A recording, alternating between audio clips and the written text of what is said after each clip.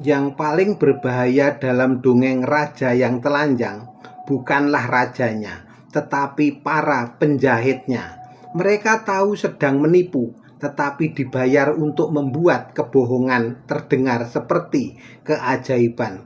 Lalu ada para pejabat istana. Mereka tidak melihat apa-apa, tetapi mereka berkata, "Indah sekali, yang mulia." Kemudian datang para pengawal. Tugasnya bukan menjaga kebenaran, melainkan menjaga agar tidak ada yang berani mengatakan bahwa rajanya telanjang. Dan akhirnya rakyat diajarkan satu hal yang sederhana: diamlah dan bertepuk tangan. Bukankah setiap kekuasaan selalu memiliki penjahit-penjahitnya sendiri?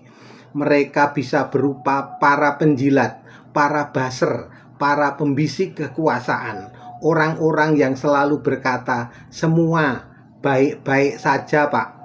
Padahal tugas orang yang mencintai pemimpinnya bukanlah selalu memuji, tetapi berani mengingatkan ketika ia keliru. Hari ini kita melihat sebuah gejala yang menarik.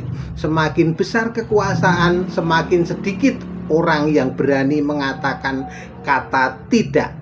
Seolah-olah kritik adalah dosa, pertanyaan adalah ancaman, dan pujian adalah bentuk cinta yang paling tinggi.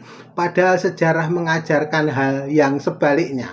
Banyak kekuasaan runtuh bukan karena terlalu banyak dikritik, melainkan karena terlalu lama hidup dalam gema tepuk tangannya sendiri. Saya tidak sedang berbicara tentang satu orang.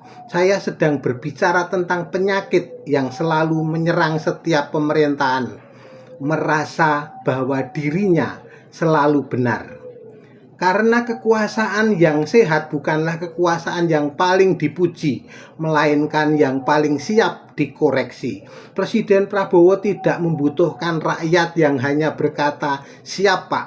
Dia membutuhkan rakyat yang juga berani berkata, "Mohon maaf, Pak, yang ini perlu diperbaiki." Sebab demokrasi bukan panggung sandiwara yang mengharuskan semua orang menjadi penonton yang bertepuk tangan.